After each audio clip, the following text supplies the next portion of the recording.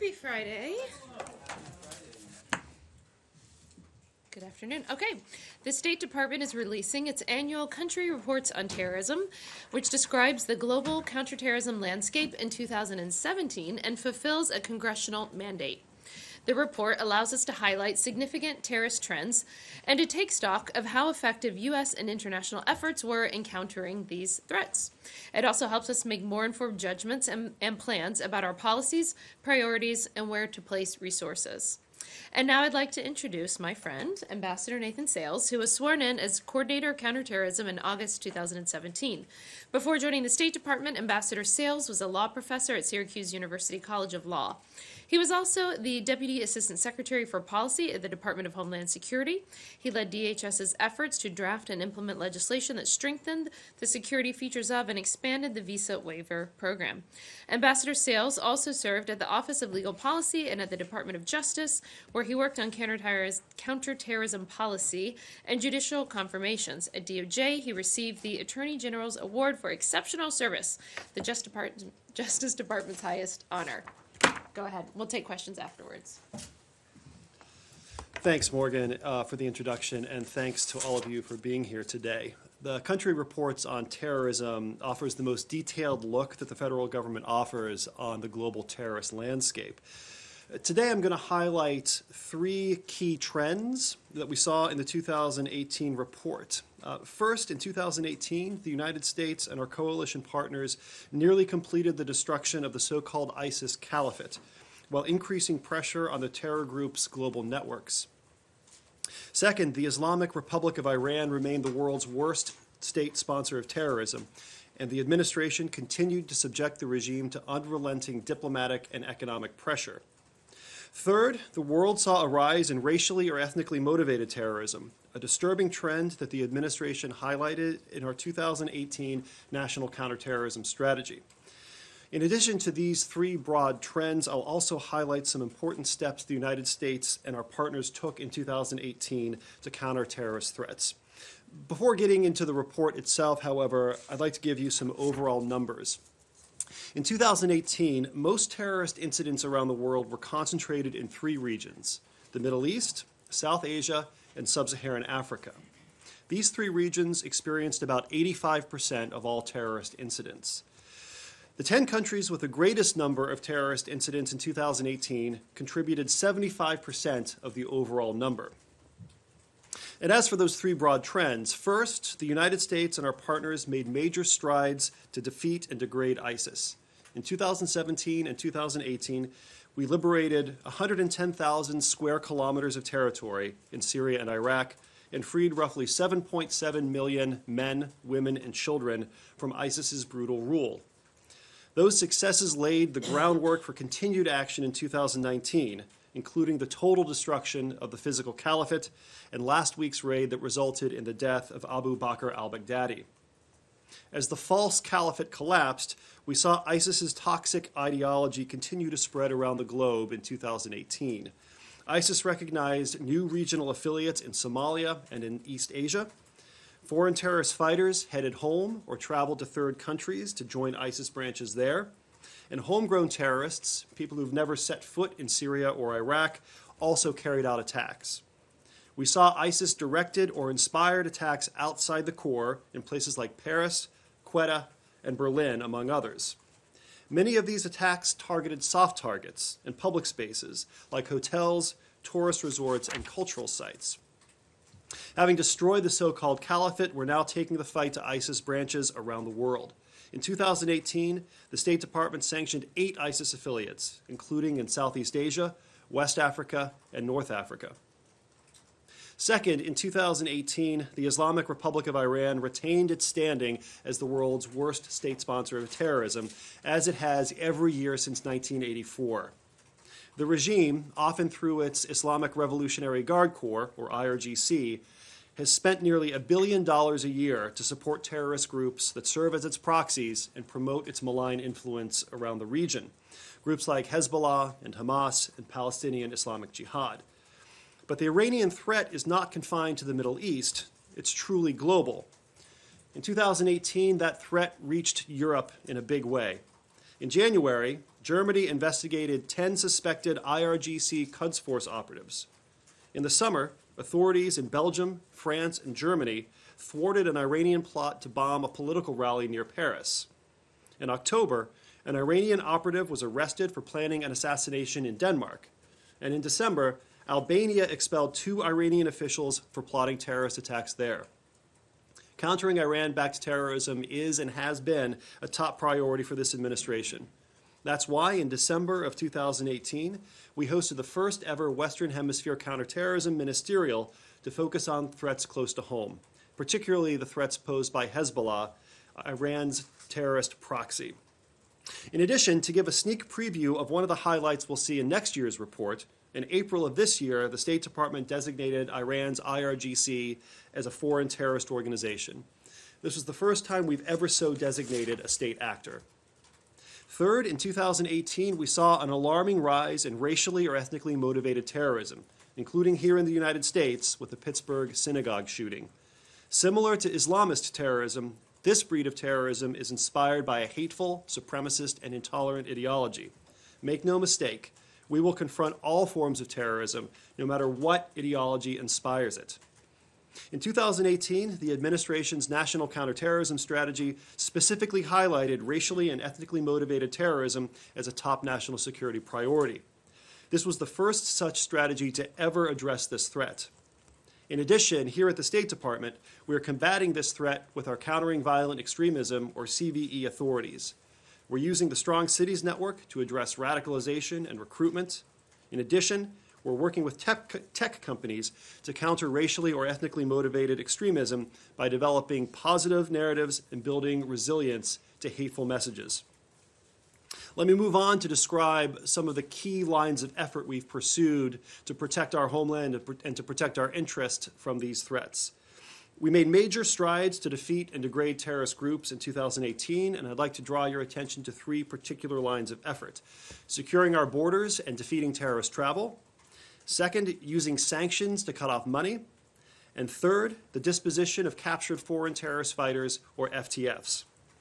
Restricting terrorist travel remained a top priority last year. We continue to pursue arrangements to share terrorist watch lists with other countries pursuant to Homeland Security Presidential Directive 6, or HSPD 6. We signed a number of new arrangements in 2018 and now have over 70 on the books.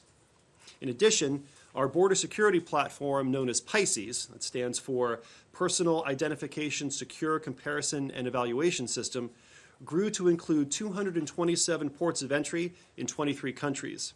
Our partners use it every day to screen more than 300,000 travelers. Second, the United States continued to use our sanctions and designations authorities to deny terrorists the resources they need to commit attacks. In all, the State Department completed 51 terrorism designations in 2018, and the Treasury Department likewise completed 157 terrorism designations. Significant State Department designations in 2018 include ISIS West Africa, al-Qaeda affiliates in Syria, such as the al-Nusra Front, and JNIM, which is al-Qaeda's affiliate in Mali. We also designated Jawad Nasrallah, the son of Hezbollah's leader, who recruited individuals to carry out terrorist attacks against Israel. Third, as the President has made clear, all countries have an obligation to repatriate and prosecute their FTFs for any crimes they've committed. The United States has led by example by repatriating our own citizens. To date, we've brought back and prosecuted 6 adult fighters or ISIS supporters, and we've also returned 14 children who are now being rehabilitated and reintegrated. In addition, the United States has facilitated the returns of hundreds of FTFs and family members to their countries of origin, while also sharing evidence that our soldiers captured on the battlefield to enable effective prosecutions. Again, we urge other countries to follow our lead and take their citizens back.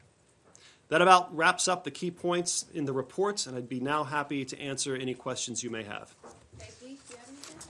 Actually, Ambassador Sales, on the question that you addressed most recently about repatriation, can you update us on the situation with the Beatles and where that effort is to bring them to the United States? Yeah, we don't have anything to add to what we've said in recent weeks. The Beatles have been taken into U.S. custody and moved to a secure location, but beyond that, we're not prepared to offer anything else. Thank you, Mr.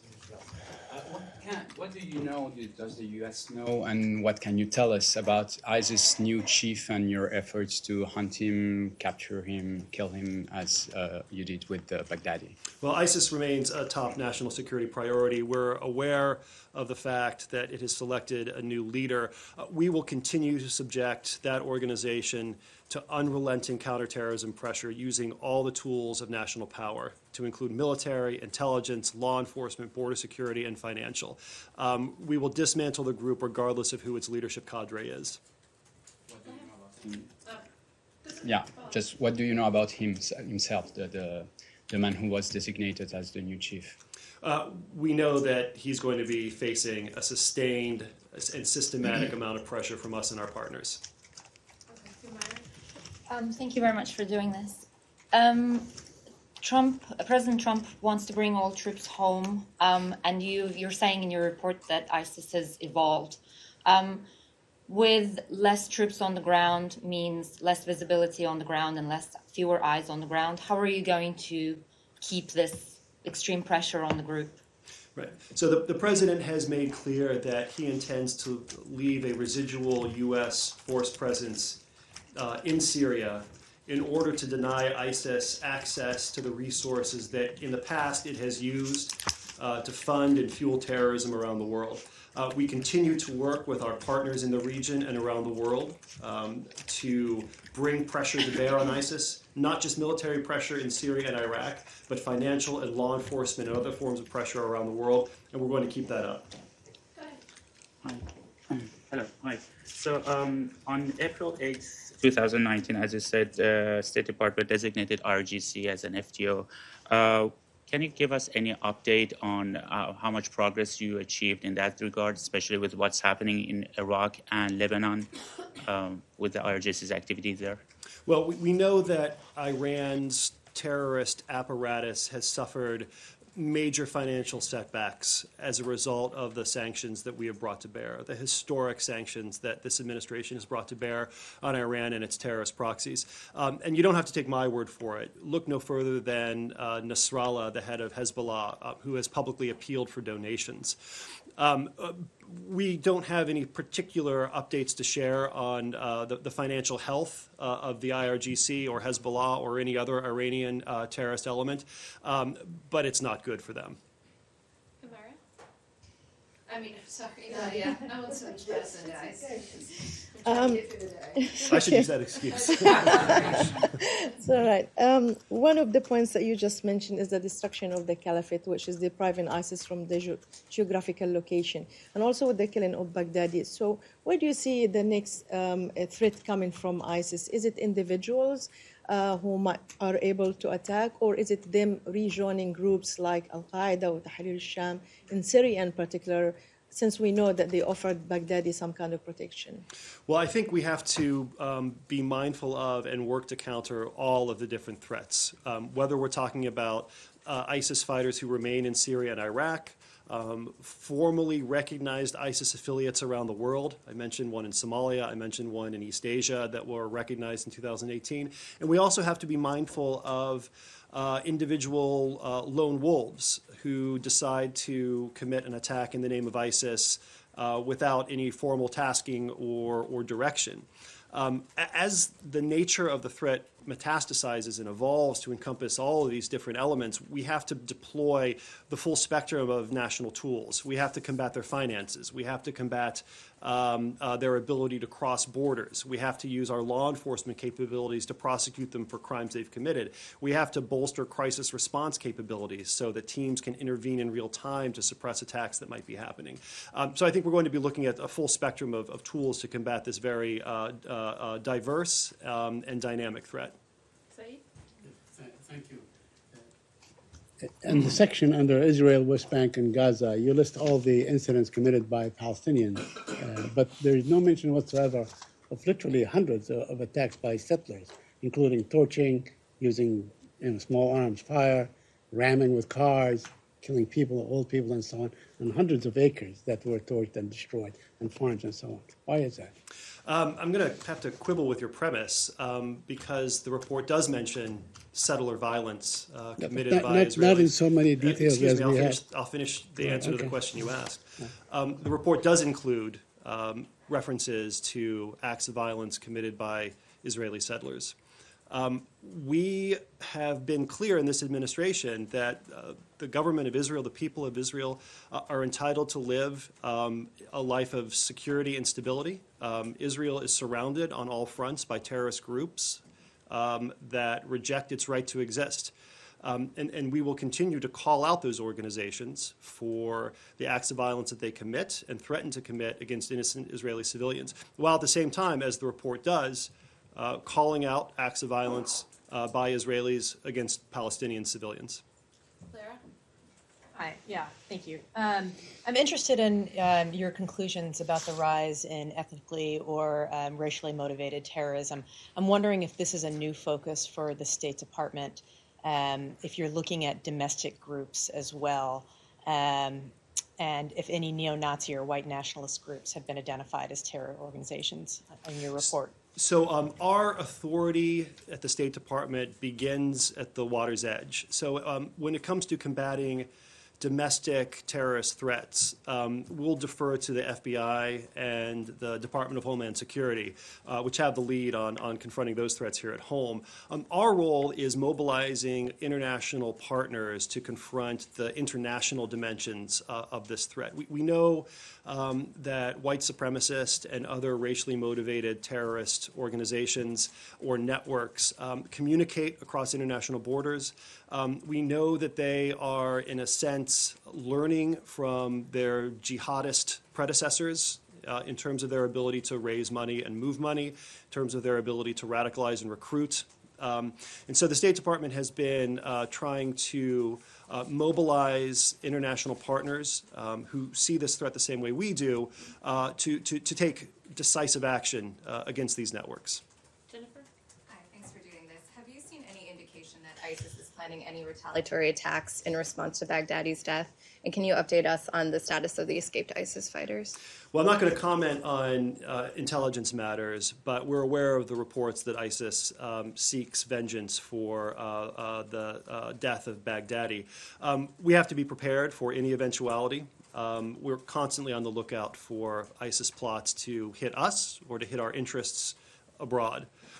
Certainly, that will remain a top priority for us. As far as the foreign terrorist fighters are concerned, as you will have heard from public statements by other U.S. government officials, we're aware of about 100 fighters who escaped in the wake of the Turkish incursion into northeastern Syria. In addition, as General Mazloum has said to President Trump, the majority of those people have been taken into custody again after having escaped. We expect Turkey to abide by the commitments that it made to us to ensure that any ISIS fighters that it encounters are kept in a secure manner and not allowed to return to the battlefield. Are you able to give a number on how many are still on the run? Well, as General Mazloum said, who's there on the front lines, the majority of them have been recaptured.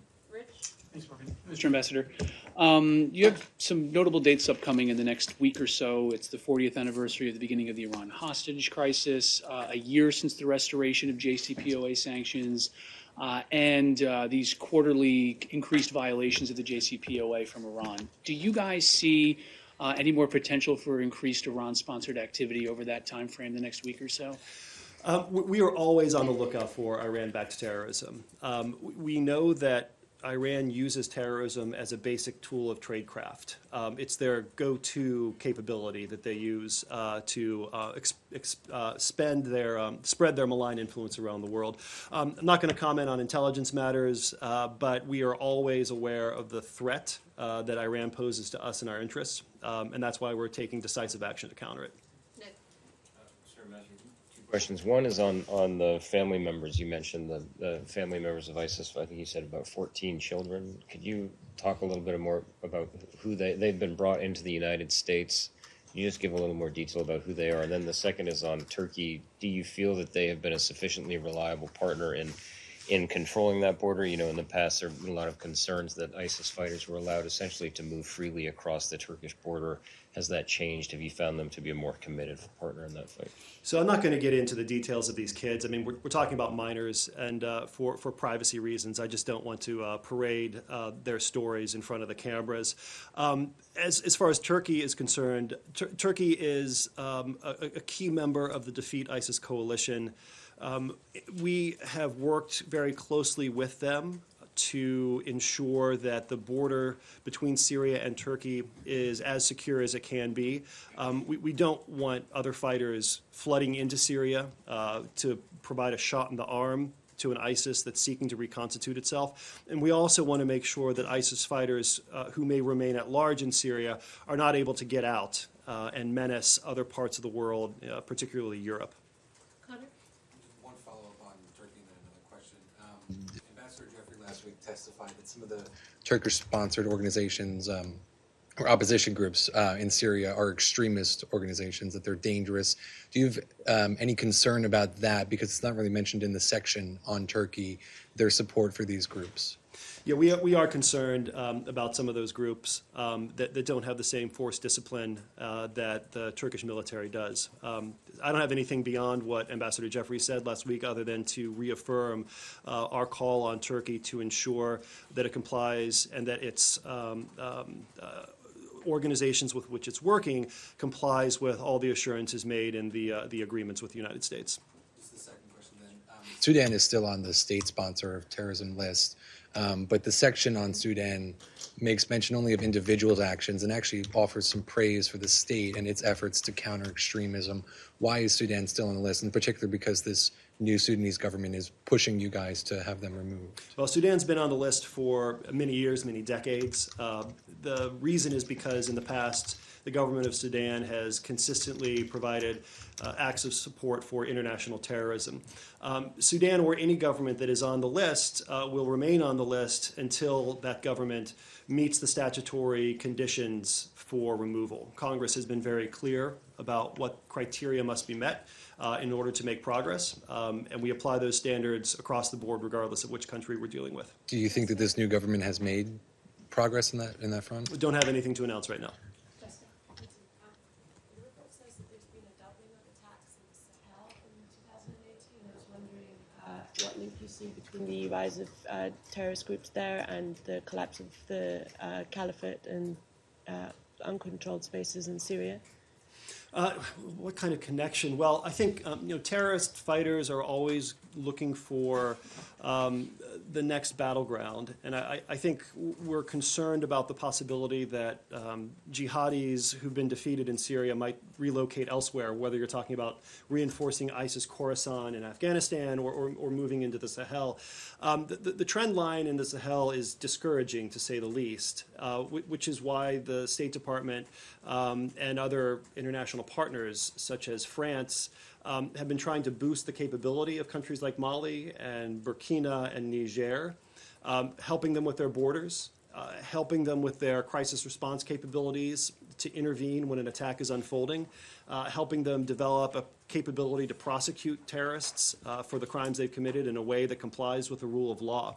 We're all safer as a result of these kinds of efforts, and this is another example of the administration's call for our partners to assume a greater share of the burden.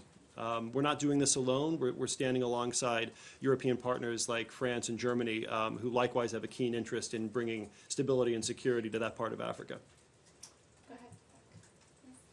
In the report you said that despite the Lebanese government's efforts to dissociate itself from what's going on in the region, Hezbollah continues its activities in Syria, Yemen, Iraq, and how this would affect your relation with any coming government in Lebanon. Are we going to see another kind of pressure? We saw yesterday, for example, a story by Reuters regarding a military aid. So can you comment on that? Well, I think we've been very clear in our dealings with the government of Lebanon that we see Hezbollah as a terrorist organization, and that is why we have worked over the years, over many years, to strengthen the institutions of the Lebanese state, such as the Lebanese Armed Forces, to ensure that there is no felt need in Lebanon to rely on any purported services that Lebanon might receive from Hezbollah. That has been our policy, and that remains our policy. Abby? No, I called on Abby. I just had one quick follow-up to some of my colleagues' questions. Is the U.S. aware of the true identity of the new ISIS leader? We are looking into the leader, his role in the organization, where he came from. I don't have anything to announce on that, obviously, publicly. But anytime there is a leadership transition in a terrorist organization, we want to make sure that we have the latest information we have, that we need to have to confront the threat effectively. Okay, last question. One follow-up on the Lebanon question. Just to be clear, are you saying that military aid is continuing to the Lebanese government, to the Lebanese military? Or is that I don't have anything to add beyond the Secretary's statement and Assistant Secretary Schenker's statements about Lebanon. What I am speaking about is what our longstanding policy has been with respect to Hezbollah in Lebanon, and that has not changed. And then on ISIS, you mentioned there's a residual force that's going to be in Syria to make sure ISIS doesn't come to power again. But I wonder, is the State Department going to commit any money to helping the survivors of ISIS who are coming home now? A lot of them are very traumatized. They're facing a mental health crisis. There are concerns that they might be drawn to other extremist groups. Is there going to be some help with that, with helping the survivors? Yeah, there is. Are you speaking about survivors who've come back to the U.S.? No, survivors within Iraq and Syria. Yeah, so I was in Kazakhstan 2 weeks ago at a rehabilitation and reintegration center that addresses exactly this problem. Kazakhstan has really led the world in taking responsibility for taking back its fighters who have been prosecuted, as well as wives and children who are being put into rehabilitation and reintegration programs. I think Kazakhstan's efforts here are a model for the rest of the world because they're doing things like involving theologians who can point out the errors of ISIS ideology. They're involving mental health professionals who can intervene with children who've experienced trauma, medical professionals who can treat the physical ailments these folks have suffered. And I think that's a model for what the rest of the world should be doing. Thanks very much. Thank you.